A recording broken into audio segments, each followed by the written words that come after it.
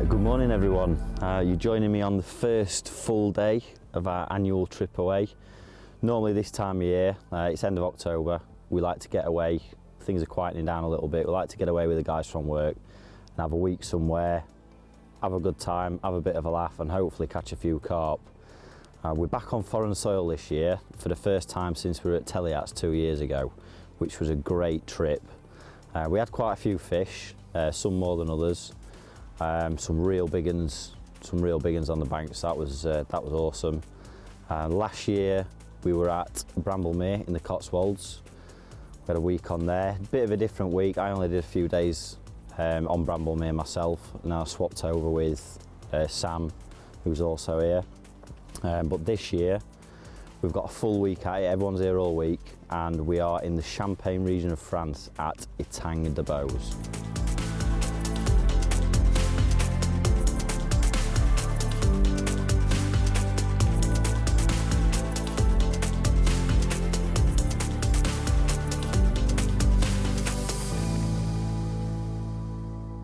Right, just to my left hand side we've got Sam Cheetham, who at this present moment in time is thrashing the water to the foam with his marker and deeper.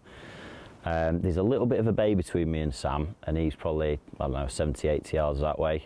He's doing his best to poach my water as it happens. Sam is one of our product development team. Obviously he's here for the week with us as well. He's already started attracting the local bird life, which is pretty normal. Wherever we go on one of these trips, Cheetham always managed to find a goose or a duck or something that just wants to live in his bivvy. I think he's already been shooting quite a few of them out, which is, yeah, par for the course. To Sam's right, we've got our media guru, Gaz Hood. Now, Gaz yesterday picked the flyer, or the swim that did most fish last week, which is unlike Gaz really, but he got quite a smug grin on his face until it dawned on him the pressure he was under. Last week the rest of the lake didn't really do many fish, they all came out of that corner. He's dropped in there.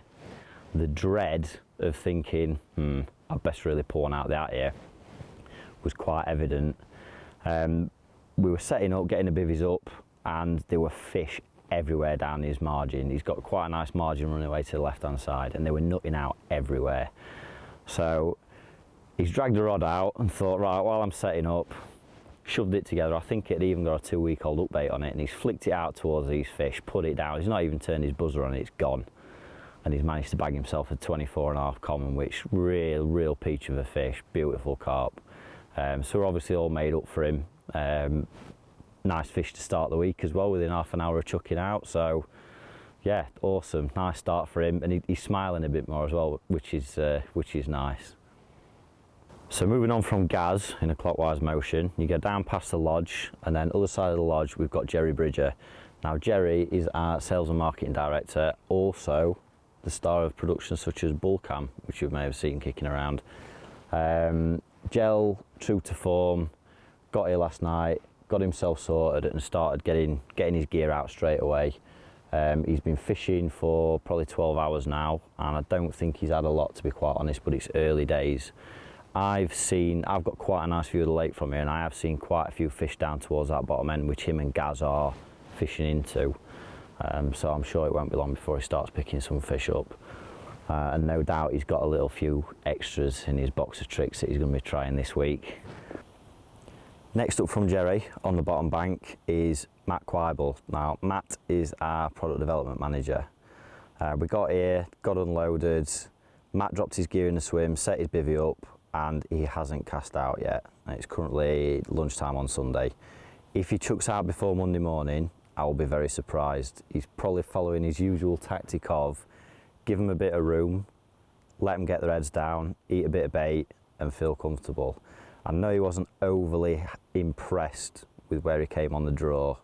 I think he wanted to be, as we all did, down this bottom end, to be honest. But if there are any fish kicking about in the area, make him feel a bit safe, and fingers crossed it'll work for him. Right, and last but not least, we've got Mr. Adam Reed, who's fishing directly behind me, but to be fair, a completely different bit of water, which is quite nice. Adam is probably the most likely on the trip to pull a stroke of some sort. So having him close is beneficial because I can keep a very good eye on what he's doing. Ads has got a lot of the top end of the lake, nice tree line to go at, and there's some nice features out in front of him as well. So, you know, if they do turn up in front of him, I'm sure he'll bag a couple.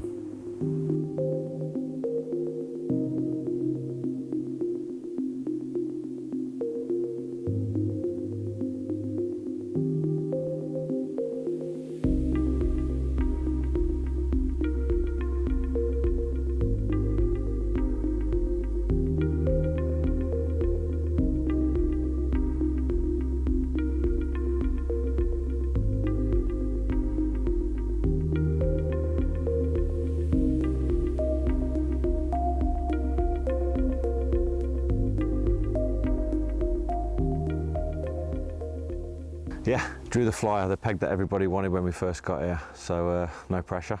The other lads seem to think it's funny and seem to be trying to pile a bit of pressure on me to you know, go smash it up, guys, smash it up. But yeah, I'm happy. I'm quite chilled down here.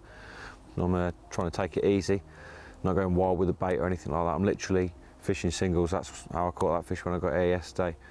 I just banged a single out to an area that sort of looked likely and where we'd seen, you know, roughly seen a couple of fish sort of during the setup and the arrival. So yeah, got a rod out nice and stealthy and bagged one yesterday, you know, nice 24-10 common it was. So yeah, I was made up. That was definitely pressure off for me anyway. And I've not been too hasty to, you know, go in heavy with bait since then either. You know, I think last night I just put a couple of PVA bags out. Just sort of left it at that really, and you know, hopefully I'll just keep on picking them off throughout the week. That'll make me happy if I'm honest. So yeah, I'm gonna keep on keeping on. I'll catch you in a bit.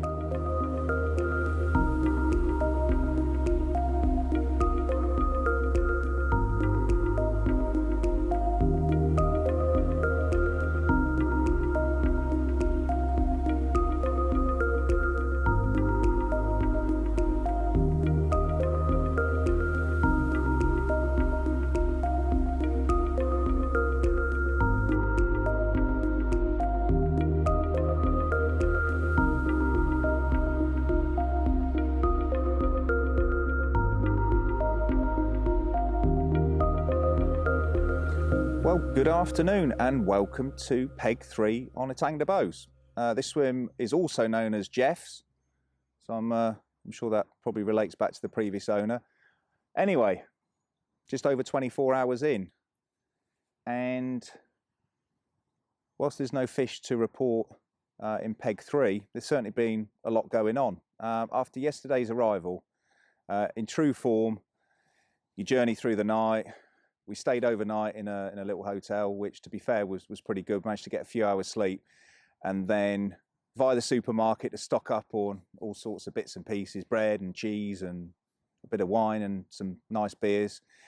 We got to the lake just after 12 midday, and as we got here, Samantha welcomed us in, and then there's coffees and bacon rolls, and it's like, yes, we're here. You know, it's happening. So that was great, and we were going to do a walk around the pond, but it kind of didn't happen because it started raining, and it just seemed better just to sort of get in the dry, stay out of the way. And then it's like, well, boys, how are we going to do the draw? Because there's only Matt who's even been here. The rest of us hadn't even seen the place. So once we'd kind of wiped the brown sauce off our mouths from the bacon sandwiches, we thought, well, how are we going to do the draw? Is it going to be watercraft, or is it going to be an out of the bag draw where literally you just you pull a peg number, or in this case, a ping pong ball out of a bag, and then what it is what you get. So we kind of had a bit of a straw poll between us, and we decided, because the vast majority of the guys on the trip hadn't been here before, we'd do an out the bag draw, which I was quite excited about, and I thought, yeah, that'll be good.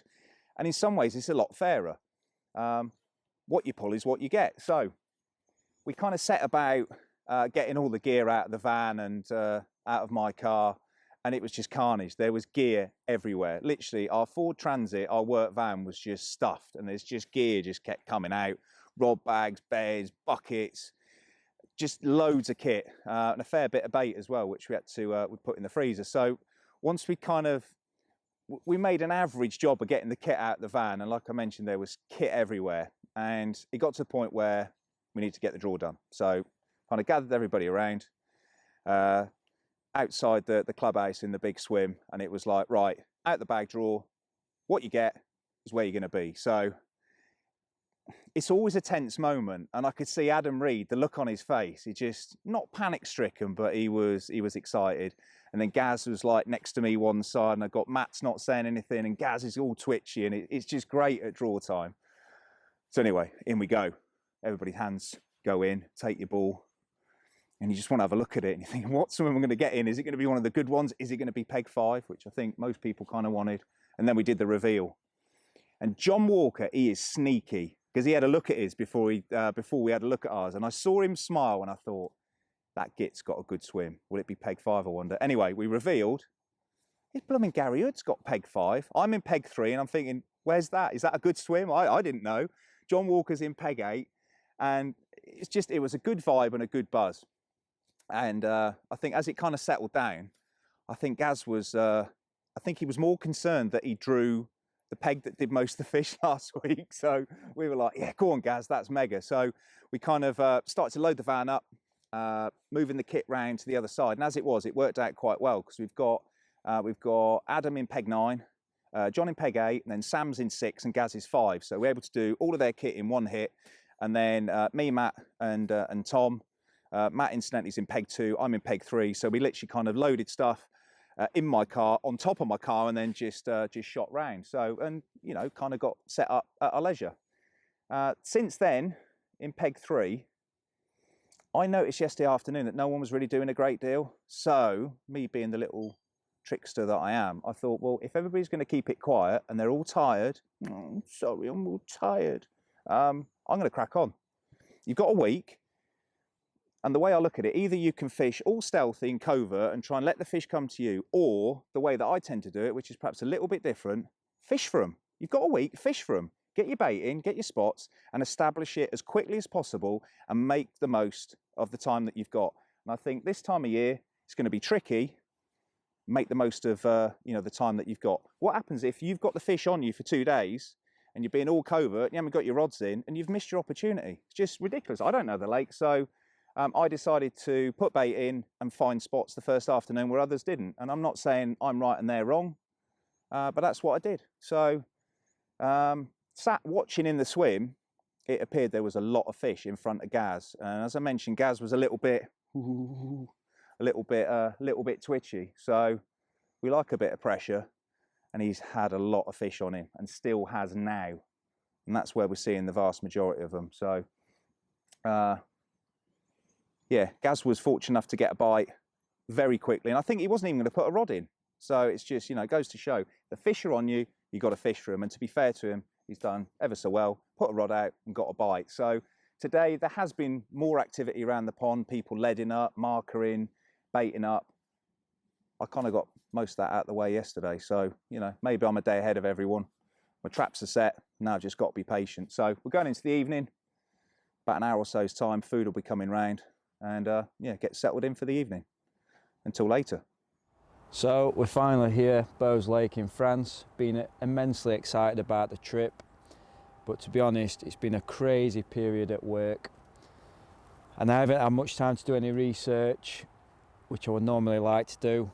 Luckily, I've got a good friend who knows the lake like the back of his hand, so I've absolutely punished his life out, and I'm going to follow the information that he's given me to the letter.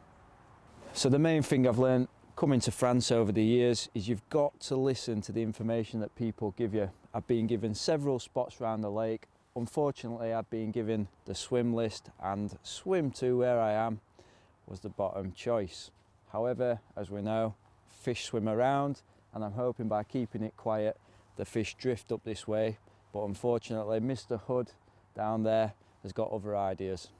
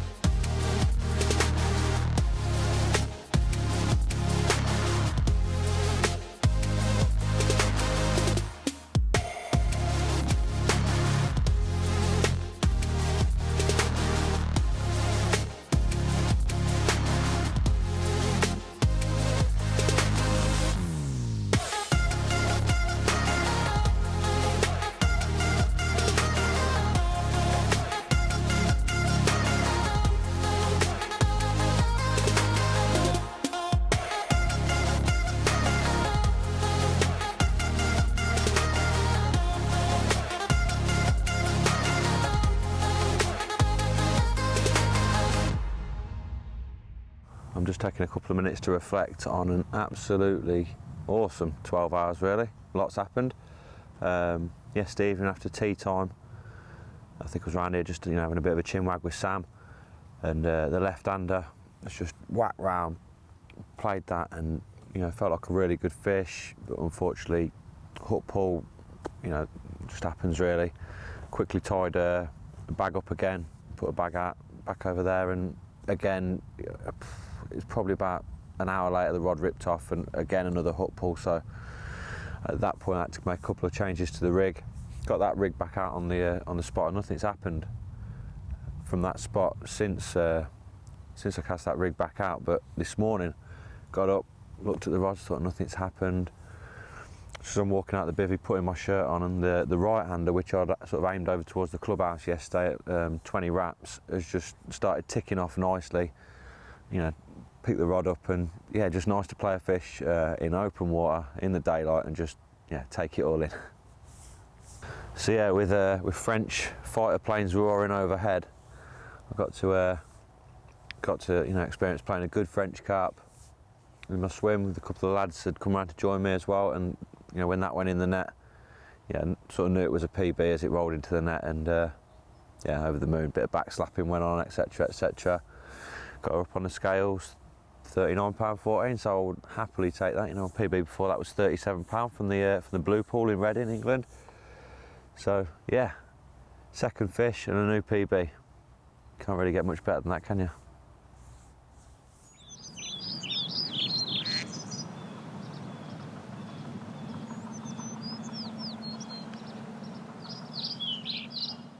Well, here we are. Welcome back to swim 3. We're a couple of days in, and I'm still talking about what I'm going to do in terms of fish catching, because I've got nothing to report as yet, sadly. However, I'm just plodding away, doing my thing. Around the pond, Mr. Hood over in Peg 5, fair play to him, new PB this morning, so he was absolutely made up. So when I wound in earlier on, was desperate to nip round and see him, and to be fair to Gaz, he's always been the bridesmaid, never the bride, so to speak. Yeah, he's never had too much luck when we've been to France. Normally he kind of catches diseases, as he did a few years ago when he caught the Veals disease. So I think he's owed a bit of good luck. So I'm going to make a prediction now, and I'll put this down, and maybe I will be found to be either right or wrong. I think Gaz is in a good swim. He's got plenty of fish on him, and I think the way he's fishing it is absolutely bang on. Single hook baits, solid bags, and I think he's just been scattering a little bit of bait sort of with the scoop in close. I don't think he needs to do a great deal more. He's on the fish. Now, for the rest of us, the week is kind of panning out perhaps how I thought it would. I think I mentioned before, I've been looking through the catch reports, just seeing what's been going on, and it does seem there does seem to be a trend of, we're getting into late October now, the catch rates do start to slow down. So I think Gaz is in pole position, and I think the rest of us are going to have to work really hard to get a bite. And I'm genuine about that, and I'm totally upbeat. I'm not down in the mouth. I've done enough of these trips over the years whereby you can just completely fool yourself into thinking, right, I'm going to fill it in and I'm going to catch every fish in the pond. It does not work that way, and I'm sure some of you have been in the same position. You get a few days in, you've had a couple of good nights sleep, you've got the rods out, you're baiting up, and you're thinking, hold on, I really should have caught something by now, and you haven't, and it's easy for your head to drop, and then people kind of start to lose a bit of focus. We've had a few catapult and throw-in stick wars over on the on the far bank, as I think the lads are just trying to amuse themselves, having a little play with the jigging rod, and I guess it's just to keep spirits high. But you can already tell there's a little bit of doubt starting to creep in to a couple of people, and they wouldn't admit it, and I guarantee you now if they were on camera they wouldn't say that, but it's just fascinating to see it start panning out. And certainly for myself, I always try and remain positive. Whatever happens this week is going to happen. There's only so much you can do. You can't force the fish to feed. So for me, I'm just going to keep topping the bait up. The boilies have now been soaking in the particles and the hemp juice and the salt and the chili for a couple of days, and still putting them out at the spawn, but literally 3 or 4 spawns a day, and then put the hook baits back out. That's all I need to do, and I will just keep repeating that. And if it works, it'll work. And if it doesn't, probably by about Thursday, Friday, when the camera comes back round, I'll probably be rocking in my chair, sobbing. But until then, remain positive. Just keep doing it. Catch you later.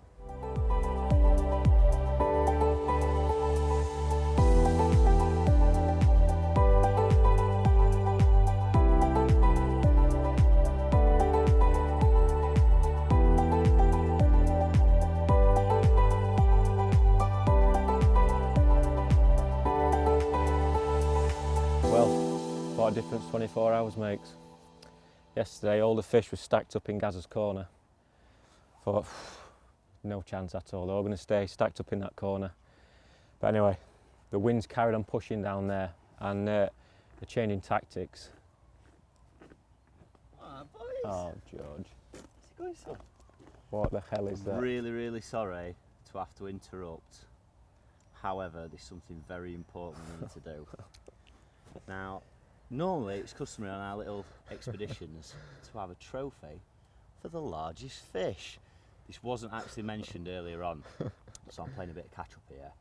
Last year at Bramblemere, we had the special trophy, and this year we also have a special trophy. Now, Mr. Cheetham here has just caught Nobody knows about how big the fish a is large fish. I'll leave him to tell you, So- but it's definitely deserving of this rather special. My days, what is that?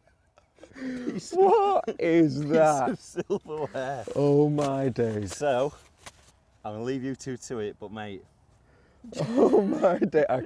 I hope somebody else catches another one because of what I've had, because I need to pass that on. jolly well done. I want to see a What picture of is it on the that? mantelpiece. Oh my days. Alright, look son. at, oh. I'm going to leave that here. I'm I going to would. leave that here. I'll leave you two to it. Right, lovely. Ta-ta. Thank you. Goodbye.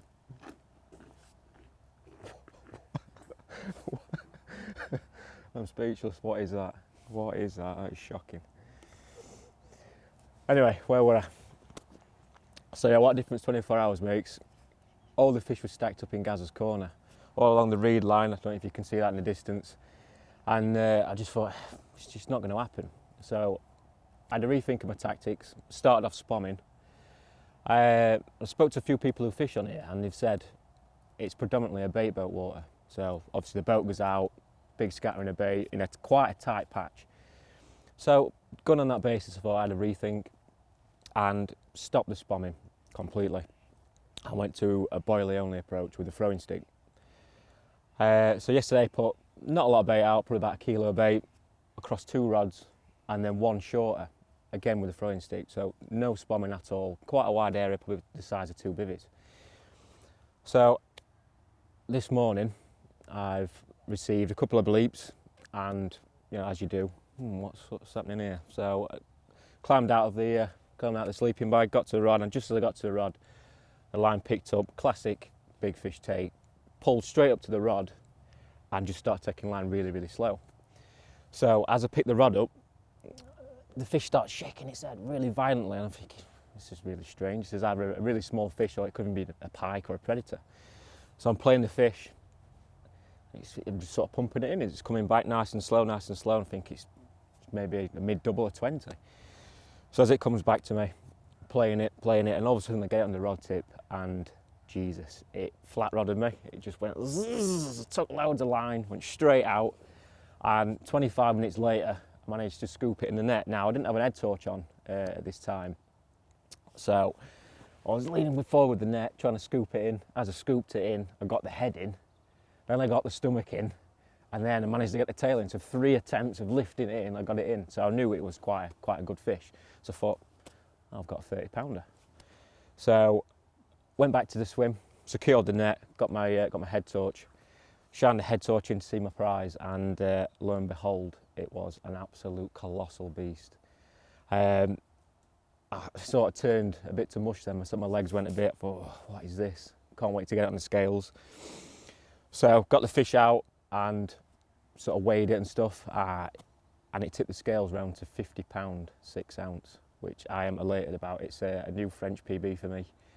So did all the weighing, got it back in the water safely, put her in the sling and got the lads round to come and do the photos and stuff. And yeah, you can see why I'm absolutely soaking. I've just returned her. She can be right soaking. Massive paddle, flicked all water all over my face and everywhere, but I'm not bothered because I'm absolutely over the moon. Yes.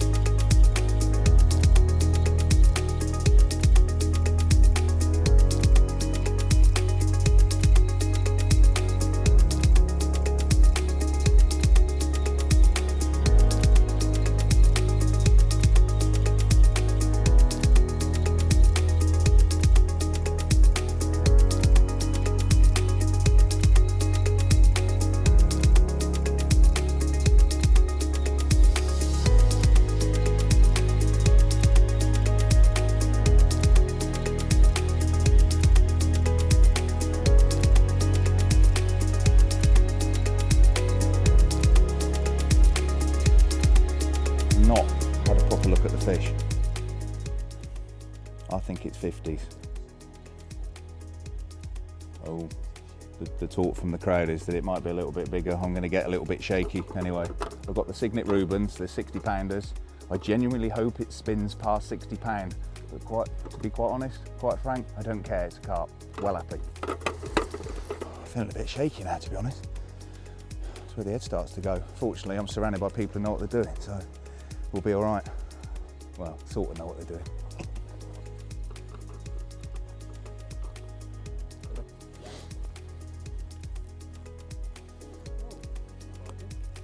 Still very nice.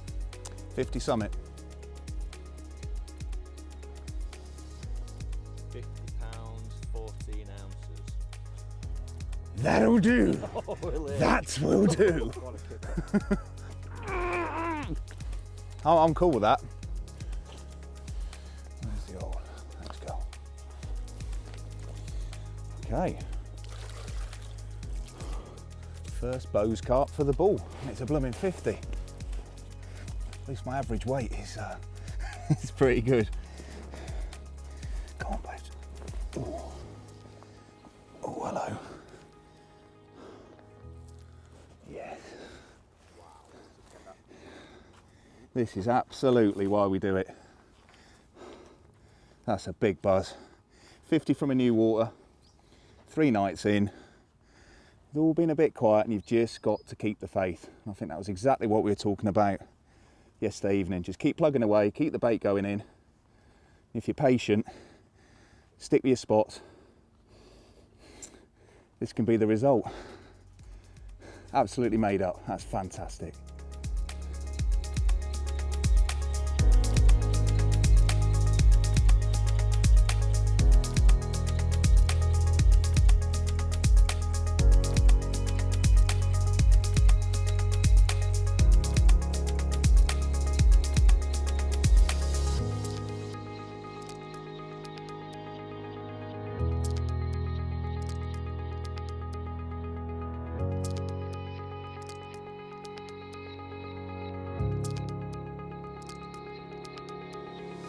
Welcome back. Order is restored. It's a little bit calmer in swim 3 now. The lads have all gone back round to their respective swims and the buzz has just settled down a little bit. I was racing around like a nutcase earlier on, as you do when you're buzzed up after a capture. Totally blown away by it. I was really, really pleased. What an absolutely awesome fish to get off the mark. And it just seems things are rolling a little bit now. So rod's back out, and I did actually make a slight tactical change leading up to that capture. I had a bit of an occurrence probably an hour before I had that common, and I was convinced I'd been done, and actually Tom and Matt were in the swim with me, and literally the bobbin rattled the blank, and I picked up the rod and there was nothing there, and I kind of had that feeling that I think I'd been done. So cranked it back in, checked the rig, and something just said to me, after speaking with Sam regarding his capture was on a wafter, or a wafter, depending on which part of the country you're from. So I thought I might just tweak things a little bit. So the actual rig that I started off the session with hasn't actually changed, 8 inches in length. The only difference leading up to that capture was that I actually swapped a more buoyant hook bait for effectively a 12mm pop-up, which isn't quite as buoyant, so effectively it's being fished wafter style. Size 4 curved shank hook, fished Ronnie style with a micro rig ring, thinking angler's hook bead, and then, as I mentioned, 8 inches of coated braid, 2 large sinkers up the length just to help pin it down, and then my normal anti-tangle sleeve, and then onto a hybrid leg clip, tail rubber, 10 inches of dark matter tubing, and a 4-ounce lead. And it really is as simple as that. It's a rig that I've used all year, and it's just done me proud. As long as you cast it out, hit the clip, feel it down, it doesn't tangle. I've had really good hook holds, and I think it's the confidence factor of coming to a new venue that you've never fished before. You know, you bring out tried and tested components and link that with a bait that you know you've got confidence in, that's worked elsewhere, and it's just, you just sit there confident. And I've sat there for 3 nights and I've not really been concerned. All I needed to see was signs that there were fish in the area. The fish obviously have moved over me this morning, and that essential cell and hemp combo, it just works. They love it. So they've got on it. And after I was done, not particularly concerned, just made the change with the hook bait, wrapped the rod back out and just put it back out on the spot. And you know, within an hour, it's gone. 50 pound, 14-ounce common, absolutely made up. I'm soaked to the skin, calmed down, had a brew, and just taking it all in. But I think it's time for a shower. I'm going to treat myself to a fresh set of clothes, go and have a wash, and then get ready for this evening. Catch you later. Well, freshen up. I'm back from the shower. It's all starting to sink in now. 50 pound, 14-ounce common. The trophy is mine. Now, this might seem a little bit strange. I've just seen a monk walking round the far bank carrying a trophy, which I believe is coming my way. So yeah, Mr. Cheetham, who knows why, he's dressed as a monk. Look at this state. I did have a feeling it was going to happen. Fryer, how we doing? Good day. Good day. I am very good. I believe you have something I for believe me. this is yours, this rather fetching gold and purple trophy. May I? Wait. Bless you, my child. There you go. What a heinous, horrific, gorgeous trophy that is. That's going to have to sit next to my bed chair on my bivvy table this evening, if I'm lucky enough to hold on to it for, well, let's hope for at least a few hours, if not into tomorrow. So I'm rather glad to pass it over. Thank you very much, Fryer. Pleasure doing business with you. Bless you, sir. Come on.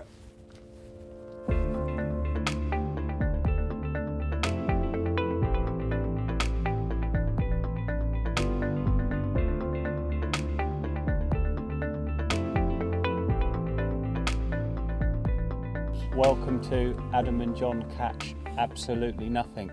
Not doing very well, mate, are we? It's a little spin-off we're doing this week, isn't it? How to blank in style in France. Yeah.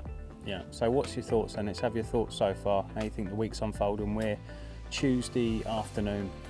To be fair, it's probably unfolding how I would see a late October week in France unfolding. You've got a lake that's seen a lot of pressure since what, mid-March probably? Yeah. Something like that. They've seen everything.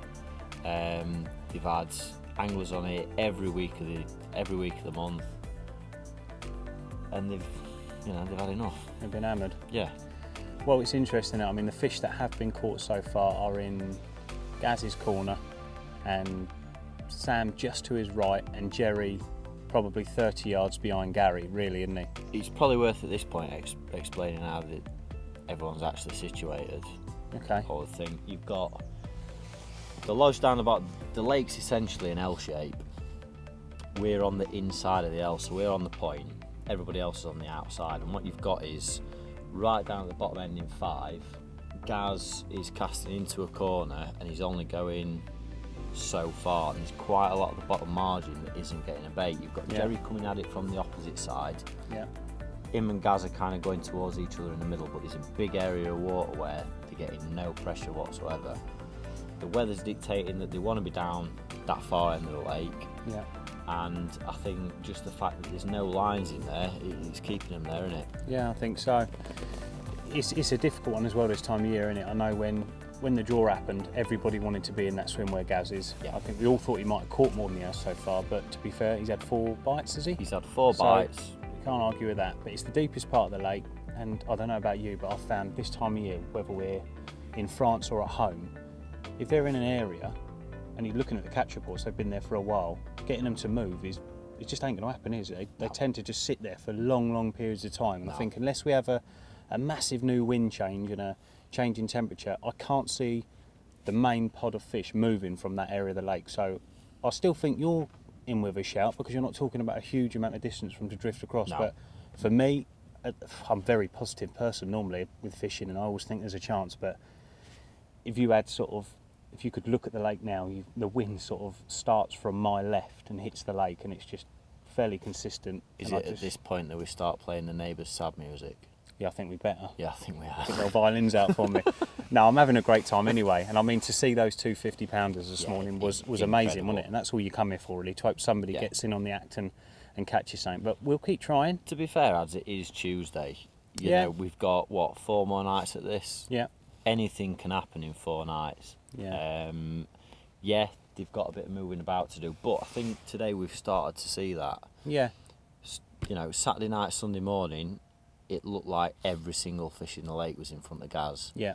And what we've had with him going a little bit further out Yeah. and a bit further into the corner, some have shifted over towards Jerry. Okay.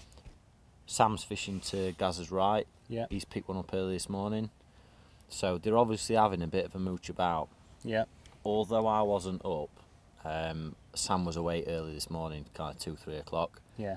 And he said there were fish out in front of him in line with my spots. Okay. So they've obviously drifted out at some point. Now, Yeah.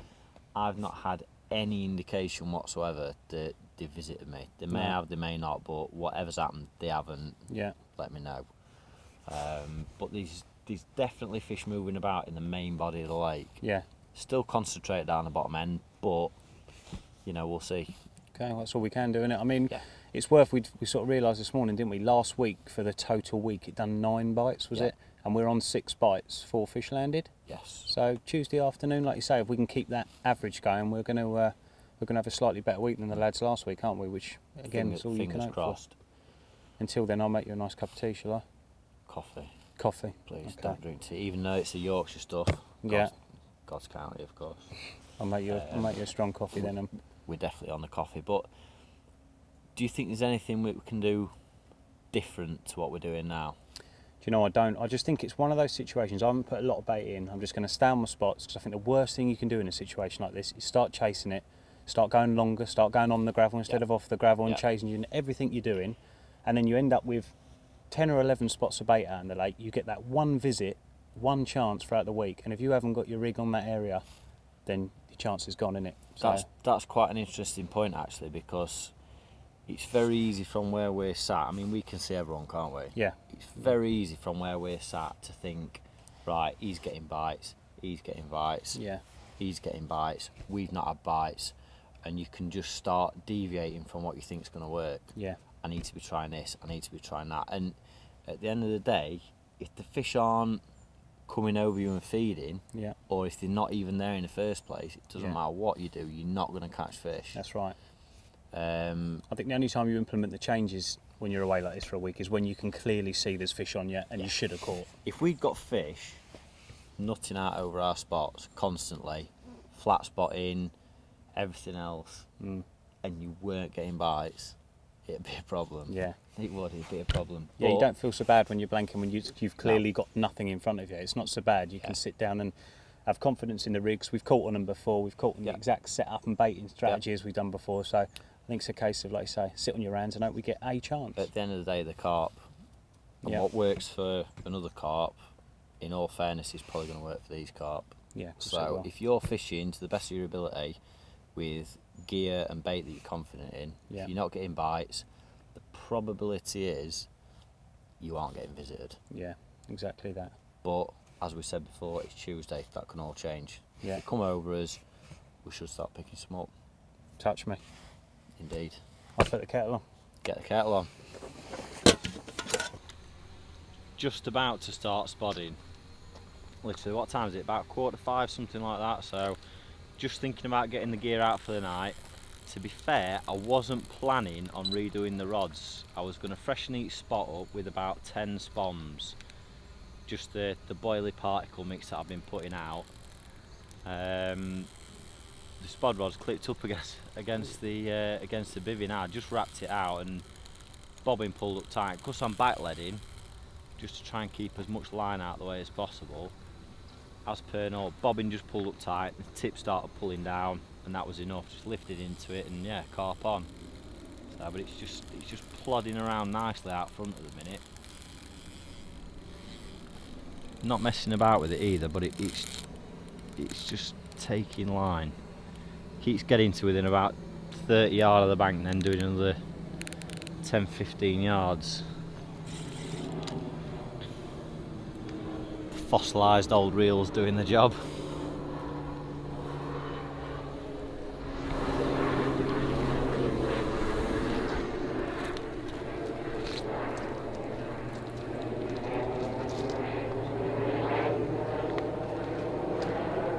To be fair, if I'd have picked a rod to go, it would probably have been the left-hander. Mainly due to the fact that all the fish we've seen have been to the left-hand side, over the back of my spot. Gaz is obviously up 4 out the corner. Sam on my left.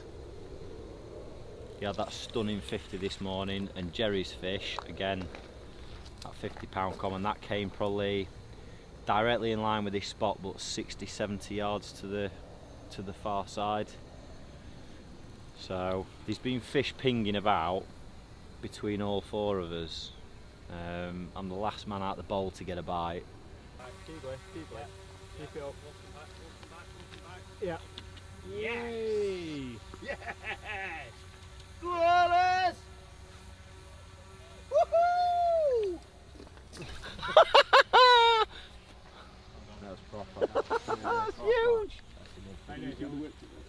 He's big. He's just big, isn't it? It's just really big. I don't think it's as big as what we think it is, you know this. I don't know, mate. I think it's a low 50, me. Nah, maybe actually. Might not even make 50. You reckon? It's heavier than mine, that. Yeah. Bigger than mine. That's big fish, isn't it? Wow. Look at the size of that. That's immense. Right. What are you saying? Mid-50s? 53. 55. 54 something. 54.13. How big? 54.13. How big? 54, 2, 4, 6, 8, 10. 54.10. 54.10? 3 50-pound commons in a day. That is incredible. That is unreal. Well, oh, come on. Get in. Right, let's get it down. Let's get it real. That's mega. Said 50, didn't I? Yeah, Mid-50s? yeah, mid-50s. Cheetham called it. Looks quite short, but it's got a massive gut.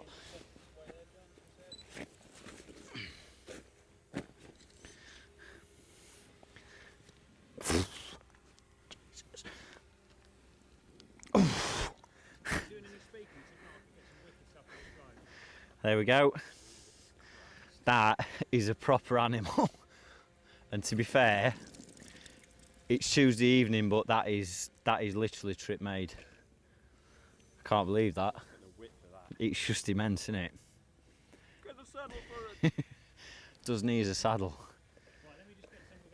Nice one, mate. Yep. Oh, you are beautiful. Ah, that is a large carp.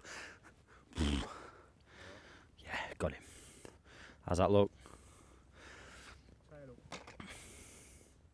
Yeah. 5 minutes. An extra 5 minutes and I'd have been spodding straight over the top of this one's head. And that is a result of leaving the rods out all day. This morning, woke up, nothing had happened.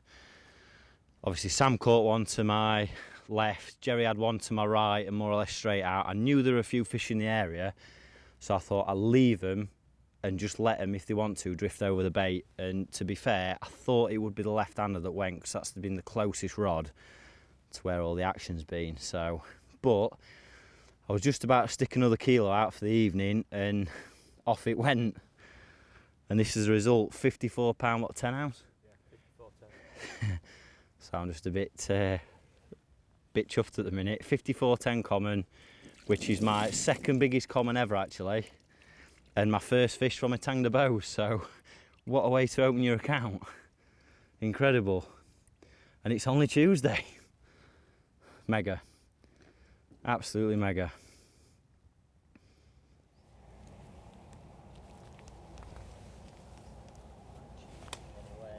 Gentlemen. There he is, the old bull. How are we? Mr. Reed. Good afternoon, All right, sir. all right, Smuggins. Hello. I How are we have- doing? I'm very well. I have something which I do believe Careful with my cattle. belongs to you. Oh, very nice. I'll tell you what, right, that You didn't have it for very long. 5 hours, Mr. Walker. Oh, thank you very much. £54. 10 ounces. It didn't even get to spend the evening. I'd planned to sit it on my bivvy table and illuminate it, but I didn't get the chance. To be fair, does that need any illumination? No. It's already pretty well lit, isn't Looks it? like a relay stick. Yeah. Is that not the worst trophy you've ever seen? If you remember, the remit for picking a trophy was it has to be hideous. Yes, well, you've achieved it. It's awful. Yeah, it is shocking. Anyway, enjoy it. But thank you very much, sir. Goodbye. You never know, you might win it back. Might not. Maybe. We'll see. See you later, bull. Sad music from neighbours. It's coming up.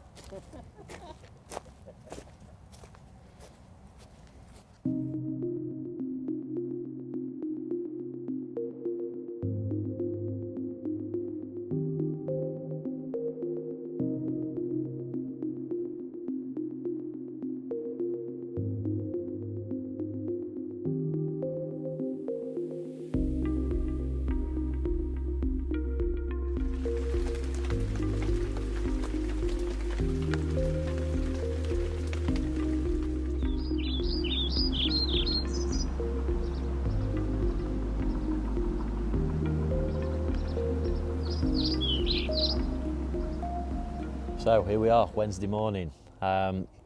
It's started as a bit of an odd one, to be honest. After all the excitement yesterday, obviously those 3 enormous commons turning up, the expectation on last night was quite big. You know, we all hoped we were gonna get a few, and it was gonna kick on, and they were gonna keep feeding, but it just didn't quite happen like that. You know, even Gaz has been quiet. There's still quite a few fish showing down that bottom bank and in his corner, but it's just not happened for whatever reason, and it looks good for a bite, but just very, very quiet today. So I think everyone might be just having the fingers crossed for Big Fish Thursday. But while it's quiet, I just thought I'd maybe run through the thought processes behind what we're trying to do. When you come over to these French venues, obviously they're seeing a lot of pressure all through the year. You're always following somebody else into a swim, or nearly always following somebody else into a swim, and for that reason, especially with this being a bait boat water as well, none of us are using bait boats as it happens, but this is quite predominantly a bait boat water. I think most of us kept the bait in quite tight, and we haven't gone in with huge amounts of bait. I know I've got 3 rods out there, I've found 3 spots, 3 rods out. I've tried to keep it really, really tight with a spom, and I probably put 10 spoms a night over each spot within the area of, say, half a swim. And that's consisted of boilies, pellets, hemp. Boilies are different sizes as well, just mixed it up, some 10 millers, some 15 millers, a few chops. And when I've put the hook baits out, I've tried to keep them obviously on the clumps of bait, but I've also throwing sticked a few random baits around the area as well, just to try and expand the area. If a fish does come in, I want them to know there's bait there, and hopefully home in on the bit in the middle that's got the rig on. And I've been playing around with the presentation over the last few days as well, but what I've actually settled on is that, which is a really slow sinking, critically balanced pop-up, and I've gone quite small. That is a 12 mil washed out pink. Thinking between that is I've got some 10 millers out there, I've got some 15 millers out there, and because that's nicely balanced, that will just sit on the bottom with the hook just proud. I've got a little bit of lead wire with some putty just in front of the eye, which is just counterbalancing the pop-up. The thinking behind that is it will go out and just sit over all the particles and stuff that are out there as the fish are coming and sieving through. Anything that goes near that and sucks at it, it's flying straight into its mouth. And what I've also done is quite a big hook for that size of bait. I've gone with a size 4 curve. If you're fishing critical balanced pop-ups like that, you can actually get away with quite a big hook. I'd actually fish that with a 2 in some instances, because you're using the buoyancy of the bait to counterbalance the weight of the hook. And it doesn't matter how big the hook is, if anything goes near that, as I said earlier, it's just going to fly straight in. And with the hook laying just under the bait kind of sits on it and masks most of it anyway, so I'm not worried about the fish being able to see it.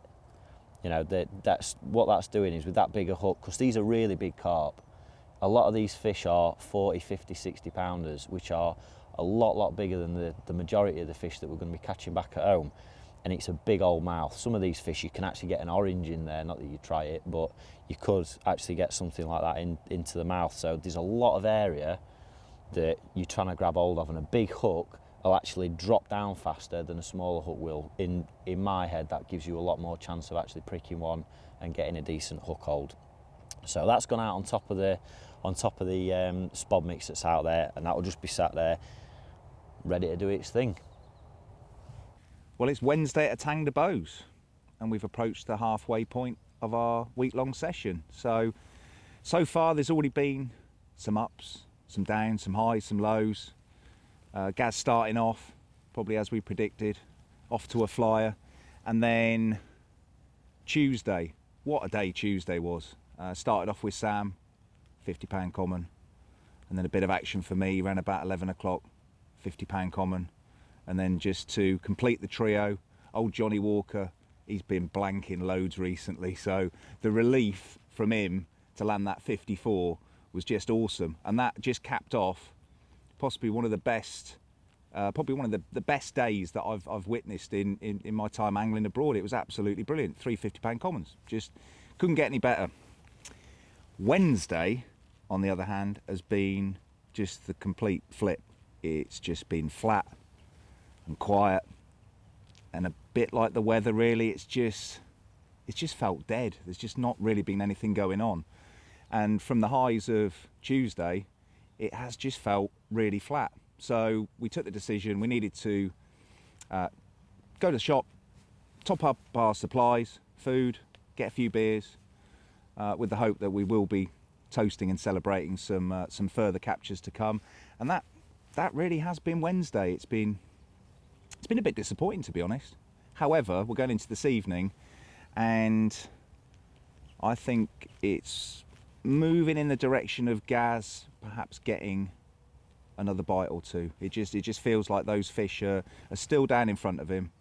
We've been seeing activity this afternoon, which indicates the fish are still in his area. So if I was a betting man, I'd say the next bite will be for Mr. Hood. Catch you later.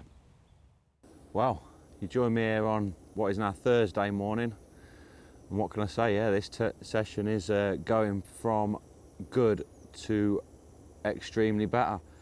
After, you know, catching them first couple of fish on the Saturday evening and Sunday morning, I've had a few sort of slow days in this swim, which has been frustrating because the fish have blatantly been out there still. It's just kind of trying to figure out where to get them bites from. You know, it was good to see the other lads around the lake pick up a couple of fish. Sam obviously first with a 50-pound common, then Jerry, and followed by John on, I think, Tuesday afternoon, which was, you know, wicked. But, you know, like I say, I was getting a bit sort of frustrated seeing fish out in front of me and not picking up the bites. And then yesterday, Wednesday evening, we're going through our usual routine, which has came to be tea time arrives and Sam comes and sits around in my swim and waits for dinner to be brought around to the swim. And yeah, my right-hander, which is cast sort of over towards the lodge at 80 yards, slowly started taking line, lifted into it, and then what ensued was just the most arm-aching battle with a carp I have ever had. This thing just dragged me around the swim for what seemed like an eternity. The commotion had sort of drawn Adam and John, who reeled their rods in and came down. I think they obviously sort of knew that I was attached to a good one. My sides were literally aching. John was doing his best John Wilson impressions as this fish was trying to make for the marginal cover, and yeah, it made for a real great atmosphere. And when this fish went in the net, it was enormous. You know, clearly the biggest thing I'd ever hooked. And yeah, I was speechless, absolutely speechless.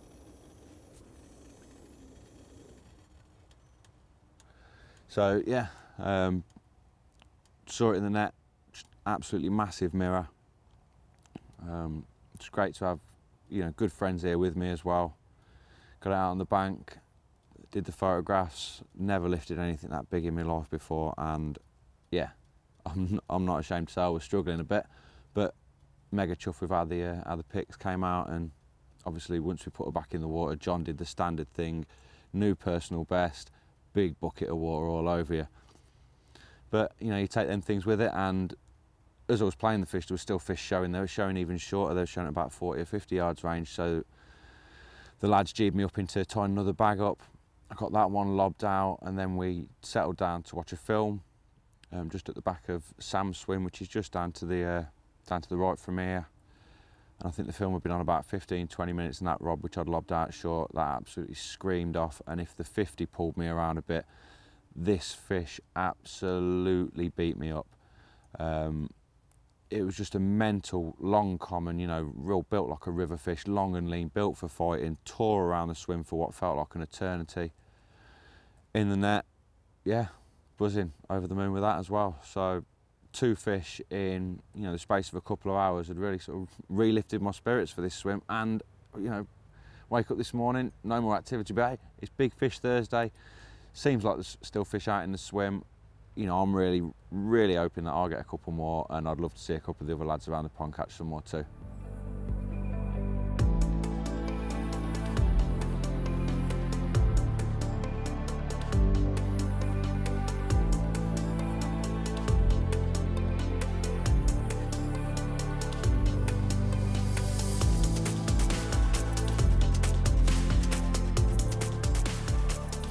Well, welcome to what is fast becoming the greatest swim on earth to get a good night's sleep.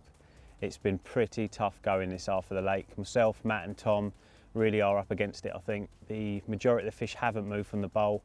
I'm made up for Gaz, if I'm honest. He's normally stuck behind the camera all the time and doesn't get a great deal of time to fish in general. So to catch a couple of PBs has been pretty special.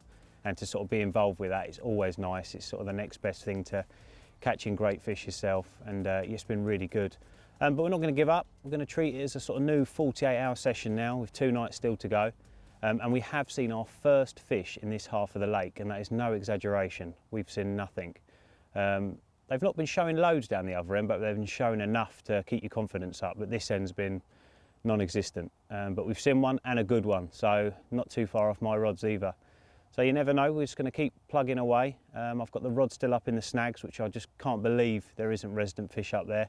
So I'm pretty confident about that one still. And we'll just have to keep upbeat. You know, myself, Tom and Matt now, it's just about one of us catching a fish, because to not catch a single fish out of this half of the lake would be pretty obscene, really. But I'm sure we'll do it, and you never know, we could still steal the show with that big old Etang de Bows common or mirror. We'll see how we get on. After last night's events, which certainly were exciting for me, with a new PB mirror gracing me my unhooking mat, I thought it might just be about time to sit down and talk you through some of the tactics I've used this week. I set out at the start of the week with sort of idea in my head that I was going to stick to some tactics really which I use back at home. I didn't want to overcomplicate things. I don't do these trips a lot, so I don't have, you know, in my head a set idea of a way that I'm going to tackle French waters or big fish waters. So literally I came here with an approach that I've used over and over again back home in the UK, which is solid bag fishing, or haggis fishing as we like to call it. Now I started out the week, my standard solid bag setup would be a rig of about 3.5 to 4 inches long, with a 3 ounce inline lead. We've got a leader band here, so we're using main line straight through, just with about 12 inches of tubing onto a tail rubber, which connects the drop off inline lead, then onto a little swivel which is attached to the main line. And that sort of plugs either end and keeps the lead in place. And all this is tucked neatly inside a solid PVA bag, and literally it's just a confidence rig for me. UK or abroad, wherever you go, you can put all those things inside the solid PVA bag, lead, hook, bait, nice and tight to each other. You've got enough of that, you're giving them enough rope to hang themselves with a hook link there, and yeah, it just works. So yeah, get on the haggis.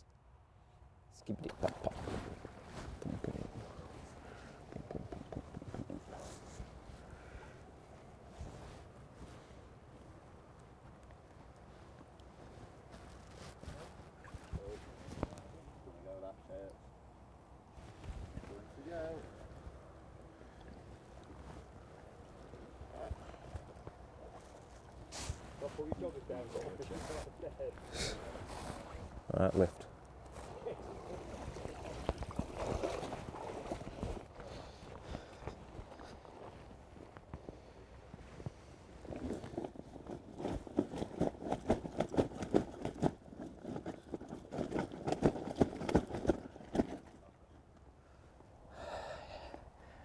Second 50 of the trip, absolutely made up.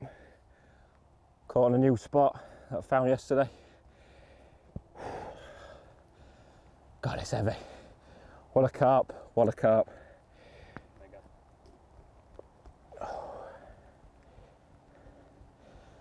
Two bites, 250s. Absolutely crazy ratio. I tell you what, I ain't built for holding 50s, but this has made my day. Woo. Oh.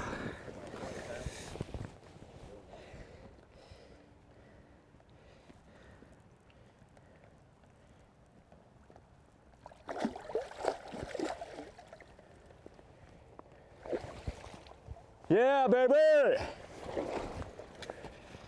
Right, here we are. It's Friday morning, and I've just had my second bite of the week, and it turns out it's another 50.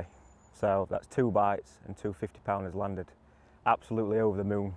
You know, 2 50s from 2 bites is just phenomenal, really. It's ridiculous. I've just got changed out of my wet gear. I've just slipped the 50 back, as you've just seen. Can't believe it, you know, 2 50s. So I'd just like to show you what I've been doing, really. Last couple of days, I've been observing. I've just been sat sort of at the end of the swim, watching the water, watching a segment that I've sort of got to fish in. And there's been quite a lot showing, sort of from dusk into the, you know, through the night into the morning. So I've been sat there on the end of the swim, watching and just seeing what they're doing, basically. So yesterday I found a new spot because I thought the fish was coming in close underneath the lines and getting away and out into the bay past sort of John and Adam around the corner. So with that in mind, I found a new spot, and the spot I found was, you know, pristine, real nice spot. Gravel, a little bit of a gravel bar, and it come down in a nice silt patch. So I fished straight into that, and yeah, it's done me a bite, a 50-pounder. So this is the rig that I've caught it on. Basically, it's a combi rig, fluorocarbon boom, and then supple braid at the end. And I fish it slip D style. So basically, that means the bait can sort of slide back out of the way once the fish has sort of picked the bait up, and the hook can do its job. Both fish have been absolutely nailed. It's gone back sort of 3 inch. The other one was about 2 inch in its mouth, so it was really, really nailed. In fact, I nearly had to get the forceps out to get the hook out of its mouth. So yeah, so that's what I've been doing. I did change my tactics slightly baiting wise. I started off spomming, and I didn't think that was kind of the option, you know, the way to go about it. So with that in mind, I went to the throwing stick. As soon as I went to the throwing stick, I put a few baits out, maybe 50 or so baits, and I just kept topping up with 5 baits every now and again, and that produced me the first bite, the first 50 pounder. So as a couple of days have gone by, no action, quite a lot of liners. So obviously with that in mind, I've watched where the fish have been showing. They've come underneath my lines, and I've just changed my spot slightly. And I've just been watching what everyone else has been doing around the lake, and quite a lot of the guys have not been putting bait in, they've been keeping it minimal. So yesterday I decided to just change my approach and put quite a bit of bait in. I put around about 5 kilo in, just on that one spot, just to see what happened. And yeah, this morning, a couple of and whack, off it went, and yeah, that's done me 50 pounder. So it just goes to show, you know, keep your eyes on the water, keep watching what's happening, keep watching what everyone else is doing, because that little extra thing that I've done there has obviously paid off for me. A bit more bait than everybody else. You've come in and it's done me a fish, so can't say more than that. Well chuffed. Keep your eyes on the water, and yeah, it could pay off for you. Well, they say it's better to turn up late for a party than not turn up at all, and I've certainly left it late. Friday morning, just before it got light, the short spots ramped off with this stunning, and yet it's another 50 pounder, 50 pound 8 mirror. What a cracker. Taken on a little critically balanced pop-up rig over a big bed of the new mainline link. We'll slip it back and I'll show you that rig in a bit more detail. So now we've slipped back that lovely 50 pounder. We've been graced by this beautiful sunshine. I'm going to take a couple of minutes just to show you the rig I've been using to get that bite and the baiting situation I've put into play this week. Now the first tip I'm going to give, and something I think is really worth pointing out, is the fact I haven't moved off my spots. And when you think I've only got a bite on Friday morning, it would have been really easy for me to start finding another spot in the lake to try and get a bite.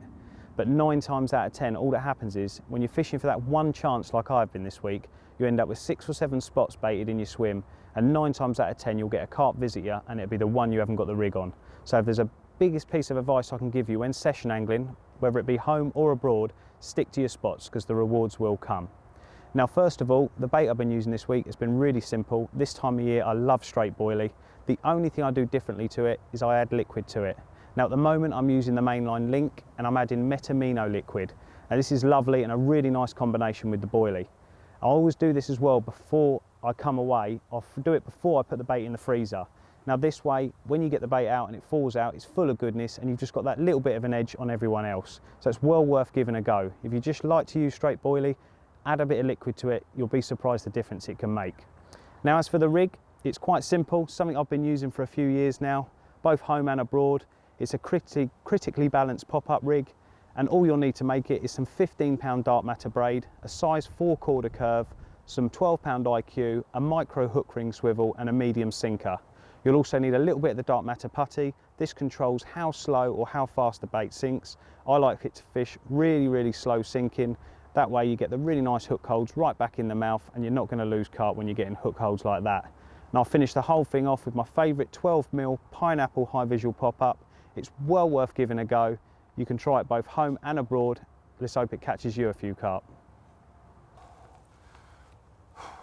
Well, I couldn't resist getting involved in the Friday afternoon action myself, with a few fish showing short in front of me. I tied up a couple of the old trusty haggises, chucked them out about 30 yards, and just sat back in the bivvy tying a third one up. The rod's rattled off, and it's this one, 34 pound 10 ounce mirror. Yeah, not a bad way to round off the trip if this is the last one, is it? Well happy. Let's get her back.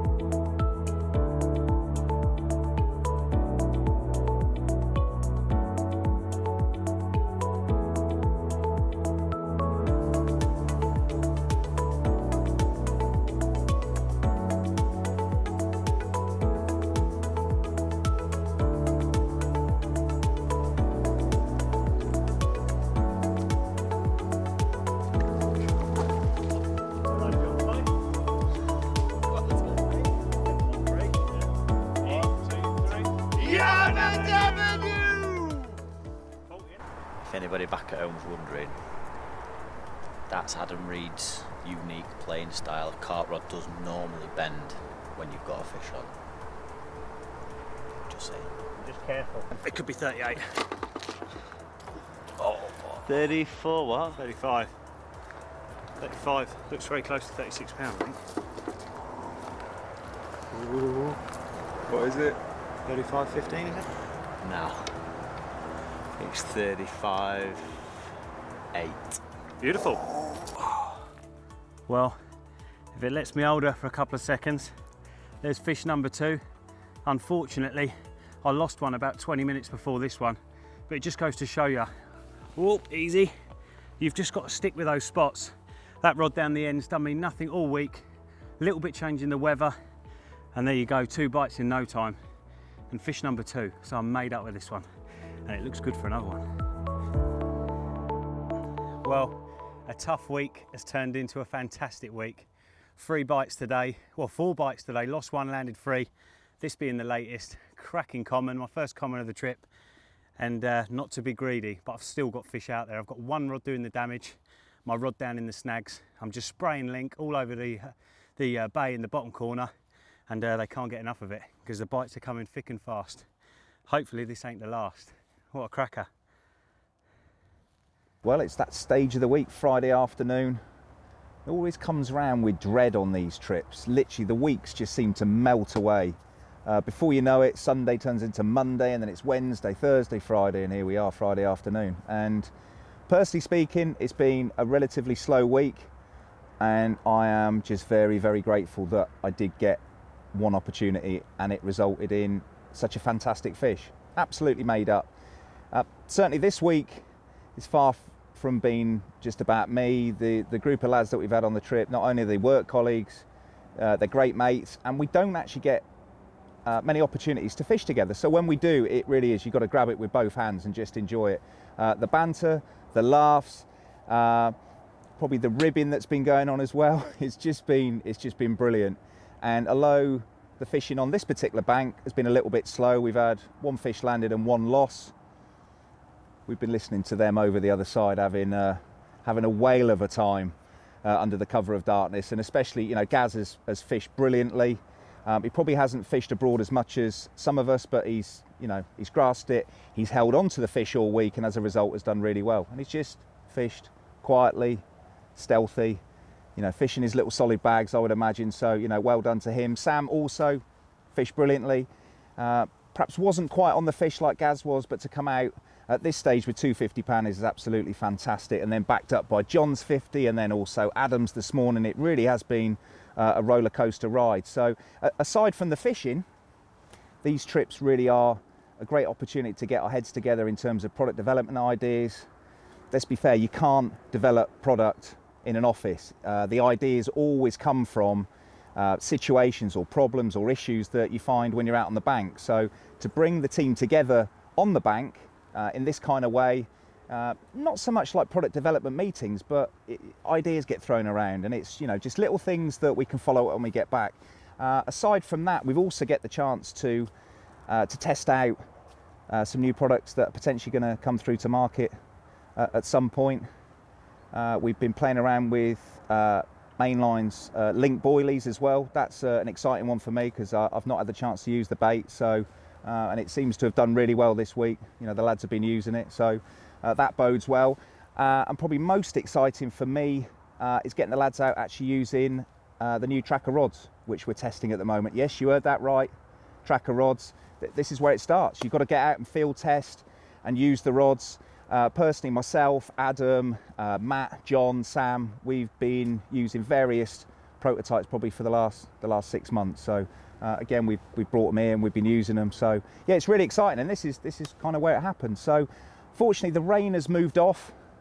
The weather this afternoon is absolutely stunning. So we've been drying our kit off, and it's going into the final night. You've always got to be expectant, and it's going to be an early pack down in the morning. But yeah, it's been a thoroughly great week.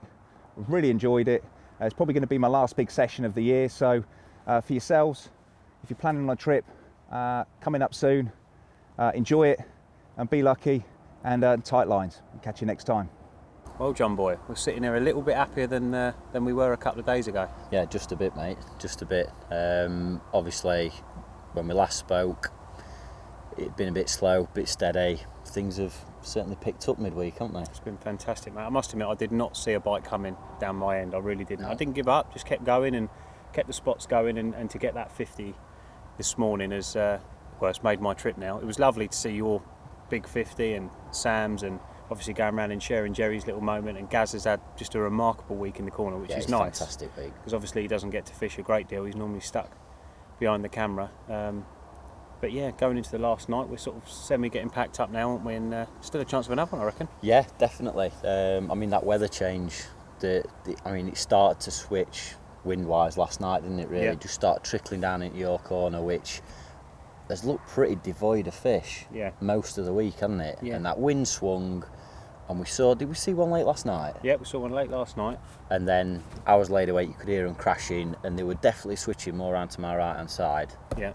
Obviously, you had that bite early morning, which just confirmed that they are getting up here. And unfortunately, Bob lost one as well, didn't he, fishing opposite? So they've definitely moved a little bit. There's still a lot of fish out in front of Gaz and towards Sam, which a bit frustrating for me, really, because where I am on the point, for them to move out of that corner and get down here, they've obviously come past me. Yeah, you're under the impression they've come in short. I think they've come in real short, which I've made a few changes this afternoon.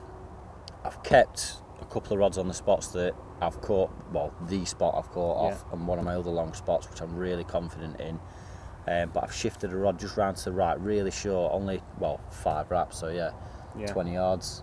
20 yards-ish is just a little bit of a gully, and I've dropped it in there because I'm sure they're going to be following that as they're coming round out of this bay. So fingers crossed then, mate. Going into the last night, it does look good for another one. We'll see what happens.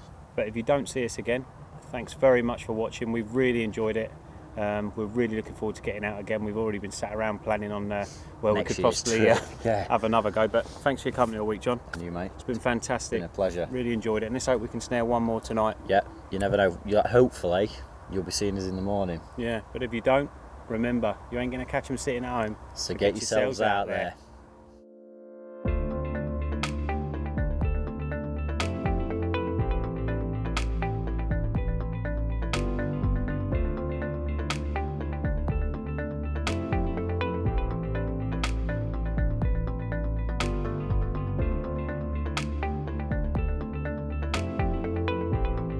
Right, so here we are, the last evening on almost the end of the road for me. Obviously, as predicted at the start of the week, not a huge success. However, I've still got rods in the water and I've still got a chance. And sitting looking at sunsets like that, who cares anyway? What I would like to say is spent a fantastic week with a bunch of friends, and seeing other people catch, to be honest, I love it. And a particular shout out to Gaz. He got a bit of ribbing at the start of the week, but he's kept his head and he's got a PB and he's done a fantastic job. So fingers crossed, still time to get one tonight. Well, it's fast approaching the end of the week. It's been a real good trip. Some of the boys are not out of the office. Don't usually get to fish much together, really, to be fair. But yeah, really enjoyed it. Had a couple of 50s. Had 2 bites throughout the week. It's been pretty hard going. Fish have been showing, but they've not really been feeding. But yeah, to get 2 50s and really made up. So yeah, that's about it. It's a wrap. We're going to pack all this down, and then tomorrow morning back to sunny Sheffield. So looking forward to that. Great week.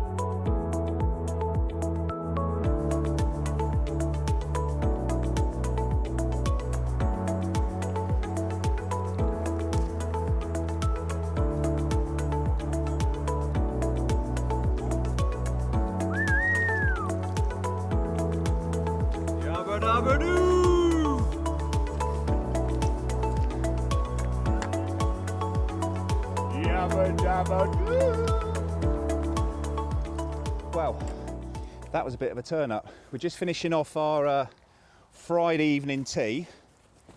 Myself, Tom, Matt and Shusey in the swim. And just out of nowhere, my left-hand rod, bobbin's pulled up tight and Shusey shouted, "It's on, it's on!" The tip's bending down. Fish on the short rod. And what has blown my head in, it looked a good fish and it proper pulled me about. It's another common.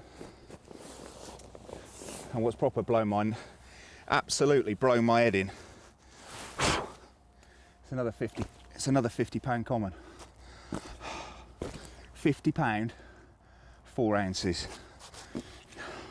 Ooh, steady on there, mate. Yeah, what a battle. And what a fish. Certainly a distinctive one with these missing scales just on the top flank there. But what a fish. Go on then. Whew. There's another slice of Bows magic. I make that 7 50s for the week. And for the end of October, for us lot, that's pretty good going. That's made my week. Absolutely awesome.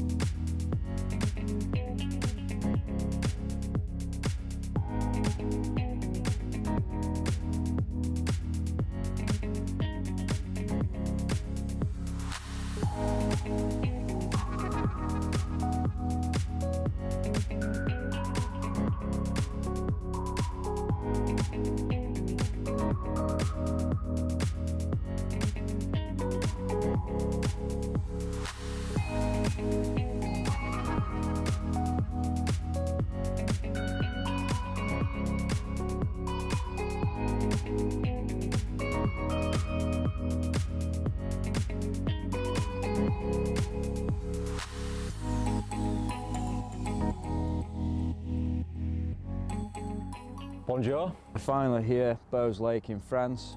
And I'm still talking about what I'm going to do. Just kind of trying to figure out where to get them bites from. Massive paddle, flicked out, flicked all water all over my face and everywhere, Didn't faze me. and got the lads round. And everything's buzzing through your mind at that point. But we're not going to give up. Is you've got to grab it with both hands. You can put all those things inside the solid PVA bag. It's going to fly straight in.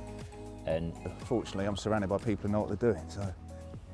you don't know what you're doing. You don't know what you're doing. Can't say more than that.